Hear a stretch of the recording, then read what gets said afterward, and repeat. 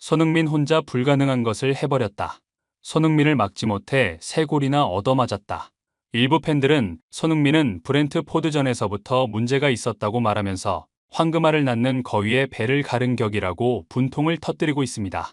몇몇 전문가들 역시 상황을 좀 더 지켜봐야겠지만 손흥민이 세 번째 골을 만들기까지 저 상태로 뛰었는데도 상대팀이 손흥민을 막을 수 없었다는 것은 정말 충격적이라고 말해 많은 팬들의 궁금증을 자아냈는데요.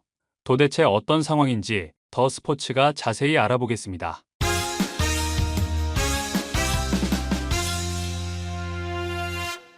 토트넘은 27일 오전 4시 영국 런던의 토트넘 호스퍼 스타디움에서 카라바흐를 상대로 2024-25 유럽 축구 연맹 유로파 리그 페이지 1라운드를 치른 가운데 3대 0으로 승리했습니다.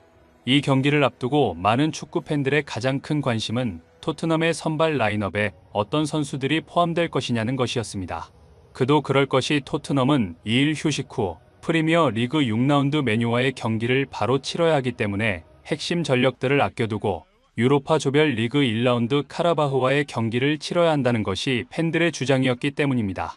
하지만 일각에서는 카라바흐를 만만하게 봐서는 안 된다고 언급하면서 레버쿠젠과의 지난 시즌 유로파에서 맞붙었던 카라바흐는 레버쿠젠이 거의 질 뻔한 경기를 극장골로 뒤집은 전례가 있을 정도로 전력이 탄탄하다고 말했습니다. 이들은 이어 토트넘의 현재 1.5군 스쿼드가 변변치 않다는 것이 카라바오컵에서 증명이 된 바, 만약 그들을 그대로 출전시켰다가는 망신살이 뻗칠지도 모른다고 주장하기도 했습니다. 엔제 포스테코 글루 감독이 이끄는 토트넘은 골키퍼의 굴리엘모 비카리오를 선발로 내세웠고 우측 풀백의 아치 그레이를, 중앙 센터백의 라두 드라구신과 미키 판더 펜, 마지막으로 좌측 풀백의 벤 데이비스를 출전시켰습니다. 이 조합을 본 많은 축구 전문가들은 매우 우려스러운 라인업이라고 말하면서 한 번도 저 네 사람은 경기에서 호흡을 맞춘 적이 없는데 특히 아치 그레이가 카라바오 컵에서 공격하러 올라가서 수비 커버를 거의 하지 못하면서 팀 전체를 위기로 몰아넣은 전력을 가지고 있어 이번 경기에서 과연 이 부분이 얼마나 전술적으로 수정이 되었는가가 토트넘이 카라바흐를 잡을 수 있는 키가 될 것 같다고 말했습니다. 토트넘은 중앙에 이브 비수마, 파페마타 사르, 루카스 베리바를 선발로 내세웠고 최전방에 브레넌 존슨, 도미닉 솔랑키, 손흥민을 출격시켰습니다. 몇몇 전문가들은 손흥민이 공격진을 이끌고 전반전에 최소 2골 이상의 격차를 벌려야 한다. 그리고 후반전에 손흥민과 솔랑케 등 핵심 전력은 빠른 교체로 벤치로 물러나야 하는데 이것을 계산한 포스테코 글루의 선발 라인업으로 읽혀진다고 말했습니다. 영국의 현지 매체들은 지난 주말 열린 브렌트퍼드전에서 이도움을 올리며 팀을 이끈 손흥민을 최전방에 다시 기용했다는 것은 포스테코 글루가 이 경기를 초반에 결정짓겠다는 뜻이라고 말하면서 공격진을 지원해야 하는 베리발이 제대로 활약을 한다면 손흥민이 골에 집중하겠지만 생각보다 지원을 제대로 못한다면 베리발을 대신해 손흥민이 아래로 처지면서 또다시 공격진을 이끌 가능성이 있어 초반에 답답한 흐름을 이어갈 가능성이 있다고 말했습니다. 경기가 시작되자 불과 6분 만에 토트넘은 큰 난관에 부딪히는데요. 이날 센터백으로 출전한 드라구신이 볼 컨트롤 미스로 상대 공격수와 경합 중 파울을 범해 그 자리에서 퇴장을 당해버립니다. 이 장면을 본 많은 축구 팬들은 이제 고작 경기 시작하고 6분이다. 한 명이 모자르면 나머지 10명이 죽어라고 뛰어야 하는데 이틀 있다가 메뉴 원정을 떠나야 하는 상황에서 이건 정말 민폐도 이런 민폐가 없다고 말했습니다. 포스테코 글루는 즉시 메디슨을 대신해 공격형 미드필더로 뛰는 베리바를 빼고 좌측 풀백으로 뛰던 벤 데이비스를 센터백으로 옮긴 뒤 왼쪽 풀백으로 우도기를 긴급 투입합니다. 이 장면을 본 많은 축구 전문가들은 한 명이 퇴장을 당하는 상황이 거의 경기가 끝날 때쯤이면 모를까, 이렇게 경기 초반에 일이 벌어지면 팀원들의 멘탈이 나가버린다고 말했습니다.